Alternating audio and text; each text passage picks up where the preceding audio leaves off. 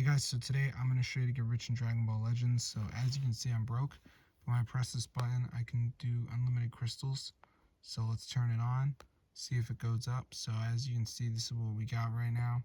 So hopefully it starts increasing, and then I'm going to show you guys how to do this on iOS and Android. So as you can see, we're pretty low, but let's see what happens. So as you can see, it's pretty bad, but let's see if it goes up. And as you can see, there it goes. So I'm going to show you guys how to do this on iOS and Android. So let's get straight into the video. So it's super cool. So first thing we have to do is go to the browser, and you just want to type in this website. So it's let me just put it in right here, tweakmod.com.